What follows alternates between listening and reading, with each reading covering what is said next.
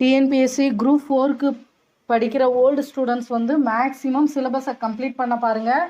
நீங்கள் கண்டிப்பாக ஏதாவது டெஸ்ட் பேட்சில் ஜாயின் பண்ணியிருப்பீங்க. டெஸ்ட்டு போட்டாலுமே முக்கியமான பாடம் உங்களுக்கு எது எதுன்னு தெரியும். அதை வந்து டெய்லி 2-3 பாடத்தை நீங்களாகவே ரிவிஷன் பண்ணுங்கள். மேக்ஸிமம் மேக்ஸுக்கு 1 மணி நேரம் ஒதுக்கி சம்மெல்லாம் செஞ்சு பாருங்கள். அப்படி சம்மெல்லாம் செஞ்சு பார்க்கும்போது தான் எக்ஸாமில் வந்து உங்களுக்கு வந்து ஸ்பீடு கிடைக்கும். அது மட்டும் இல்லாமல் கரண்ட் அஃபேர்ஸ் டெய்லி 1/2 மணி நேரம் ஒதுக்கி பாருங்கள். ரிவிஷன் வந்து ரொம்ப ரொம்ப முக்கியம். படித்த பாடம் தானே கடைசி நேரத்தில் ரிவிஷன் பண்ணிக்கிடுவோன்னு நினைக்காதீங்க. மெயினான பாடம் வந்து டெய்லி 2-3 பாடத்தை நீங்களே தனியாக ரிவிஷன் பண்ணிக்கிட்டே இருங்க. இங்கே வந்து எவ்வளோக்கு எவ்வளோ ரிவிஷன் பண்ணுறோமோ அவ்வளோக்கு அவ்வளோ ரொம்ப நல்லது.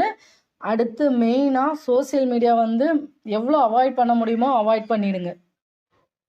டிஎன்பிஎஸ்சி குரூப் 4 வந்து புதுசாக படிக்கிறவங்க டெய்லியுமே தமிழ், மேக்ஸு, ஜிஎஸ் இருக்கிற மாதிரி பார்த்துக்கோங்க.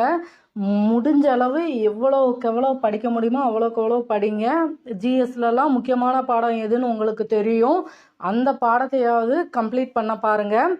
மேக்ஸிமம் நியூ ஸ்டூடெண்ட்னாலும் சரி, ஓல்டு ஸ்டூடெண்ட்னாலும் சரி, இனிமேல் போய் யார் எப்படி படித்தாங்க, எப்படி படித்து ஜாப் வாங்கினாங்கங்கிறத தேடுறத விட்டுருங்க. ஏன்னா நாளெல்லாம் ரொம்ப கம்மியாக இருக்குது.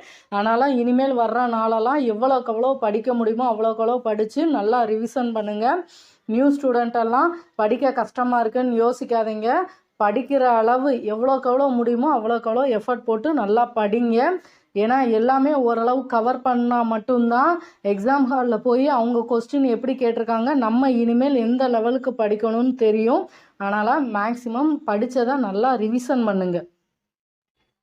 மெயினாக படிக்கும்போது பதட்டம் இல்லாமல் நல்லா தெளிவாக படிங்க.